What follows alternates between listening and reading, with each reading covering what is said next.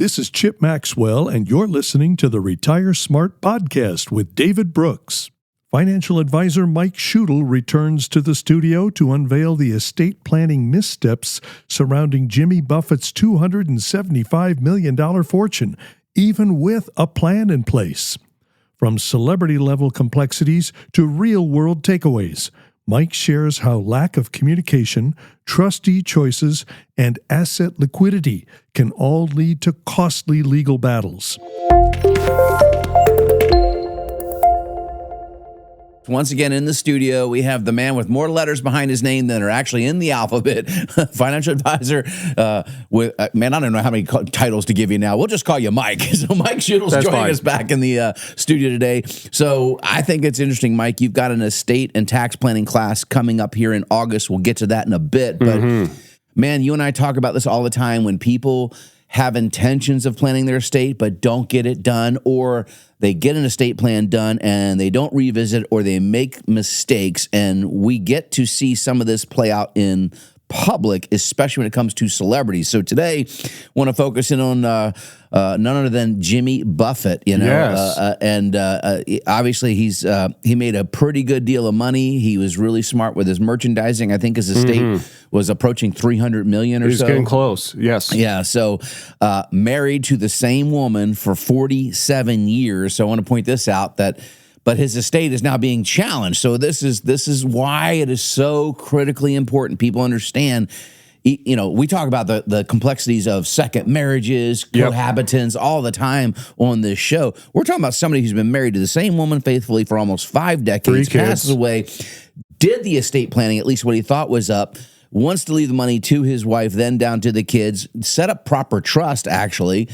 And there's still problems, right? Yes, yeah. Well, in our estate planning course we put on here, we harp on people to get an estate plan done. Well, here's a case where an estate plan was not only done, it was maintained, updated. A lot of it was done exceptionally well. Here was the friction point. Jimmy left his estate. It was approximately $275 million with joint trustees. His wife and his friend, who was kind of his money manager, a business manager during his whole life. So you would think on the surface, that's a great decision, right? Sounds great. So the first read I got from this article, I just want to tell you, I was like, holy cow, his business manager's trying to screw over his widow, right? Yeah. And that's really not, we don't know all the intricacies, we don't know. But the first read, because he's charging a fee, which, by the way, the trustee should get paid a fee. And actually, when you look, his fee is very reasonable on an estate of this size. I think it's about 0.5%. Yes. So, but she's complaining she can't spend her money, you know, et cetera, et cetera. He's complaining, no, I have a fiduciary responsibility and I have to make sure that we manage the assets. And then you pointed out to me that some of these assets, they're just not liquid assets. You can't just, take $10 million out. He owns hotels, bars, collectible items, cars, a cruise ship. Yeah. I mean, there's a lot of things that they're not exactly like liquid assets. And as you pointed out before we did this segment off air, there's cost to maintain these type of assets, right? Yep. Some assets, cars, homes, things like that, yes, they can appreciate, especially the kinds that, Jimmy Buffett probably would have owned, but until you sell them, they cost money to own. I can actually speak a little bit on cars. They are not free to buy or free to own. No, I have a 68 Chevelle that, costs money that my wife yaps about all the time. And I'm like, someday, honey, when I decide to sell it, she's like, well, sell it now. I'm like, no, I don't want to do that. But anyway, but yeah, you're right. It costs money to maintain assets, especially things like cars that have engines and they have to be, turned on, et cetera. You have to store them properly. Artwork, you have to store critically, air conditioned, et cetera. I mean, there's a lot to it. There's a lot of complexities to this. So let me talk about my takeaway when I read this article. It feels like a person could have reasonably read this, thrown their hands up at the end of the day and said, what in the world do I do then? I mean, I took the time to build my estate. I appointed people that I thought that knew what the heck they were doing, and yet there are still massive problems going on. So is it even worth doing? Well, first off, always do estate planning. I mean, if you don't, Uncle Sam is going to certainly have a big participation in anything that you do. And he should not have a part of any estate more than the absolute minimum amount. Beyond that, though, this is something that we touch on a little bit in the estate and tax planning and retirement presentation that we give. is the things that Jimmy Buffett might have missed out here, in my opinion, is first off, having that very transparent conversation with the interested parties. Yeah, so the wife and kids, this is, hey, we've got a plan. This is how it's going to work. I talk about it all the time. Forecast. You don't have to tell them the dollar amount, but you should be forecasting relatively what's intended so that there's no infighting on the other side of what's expected. And some people just hold it close to the vest. And typically when it's family, why not telegraph this information? Well, I hear from clients all the time, I don't want my family to know what they're getting. There might be hard feelings, or, I don't want them to feel entitled. I don't want to disincentivize them. Those are all very valid concerns. But at the end of the day, when the parties are hopefully mature enough to understand these things, have a transparent conversation with all interested parties, because any estate plan, as well designed as possible, can always be challenged in court. Now, it might be summarily dismissed on frivolous claims, but you can still cause a court date with expenses, hard feelings, and maybe broken relationships. Well, I would always point out, listen, money changes things. People, yep. And I will tell you, my wife still doesn't comprehend the net worth that we've acquired today. It doesn't really resonate. She's not involved in the financial side of the balance sheet of all the businesses, things we own, right? So it's not something that it is crisp, but we do have to have conversations of how this gets managed. She's always asking me, which advisors do I talk to? I've got a list of them, for her, if something were to happen to me. But these are conversations I have to have. The big takeaway to me is, even though he intended to have somebody who would have his best interests at heart, one of his business managers and friends for 5 decades as the manager, I think you and I would agree that was the big red flag on the post analysis of this. I would agree.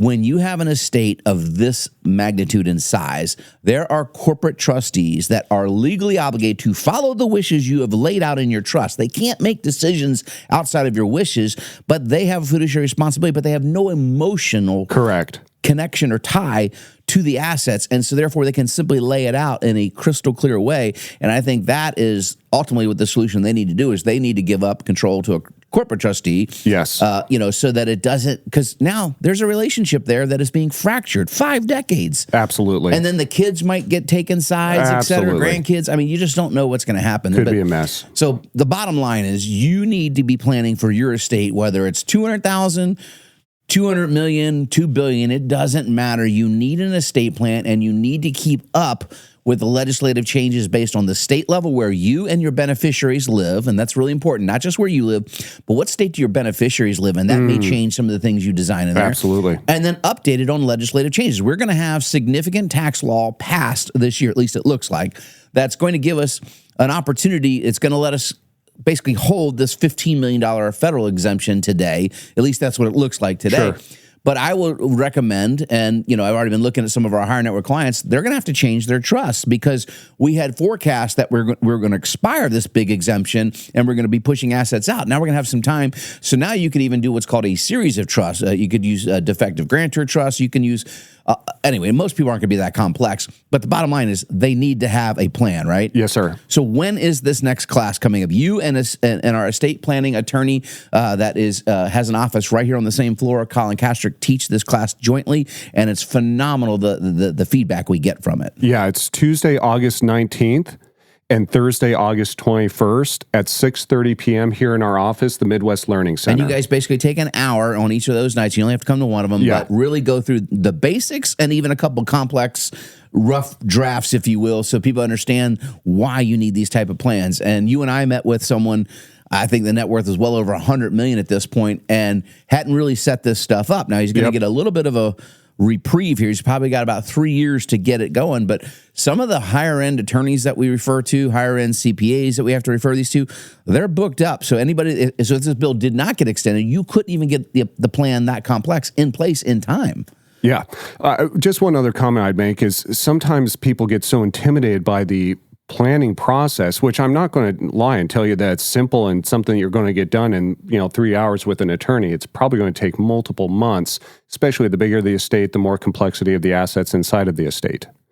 That being said, I've always found it curious because that gentleman that you're referring to, I know exactly who you're talking about. He hasn't done anything. Yeah. I bet you anything, cash on the table. Procrastination is the easiest thing to do, especially in life when you're focused on growing your businesses and spending time with family. But the problem is this is something that you just can't ignore. And it catches up with you at some point in time. And as we're seeing, even when you do the planning, this estate's going to spend tens of millions of dollars now in legal fees that are unnecessary. And anyway, those dollars could be going to either charities or to your children, grandchildren, whatever, lineage, etc. There it is. Is that really what you want? Yes. Why would you work a lifetime to accumulate it and then not usher it through to the next generations? Yeah, it's our number one core value here, stewardship. We want you to be a good steward of your own resources and assets, but you have to plan for it. So again, that class is coming up August 19th or August 21st at 6:30. Go to our website and click on the events tab and register. Mike, we are out of time. Thanks for stopping in. Thanks for having me.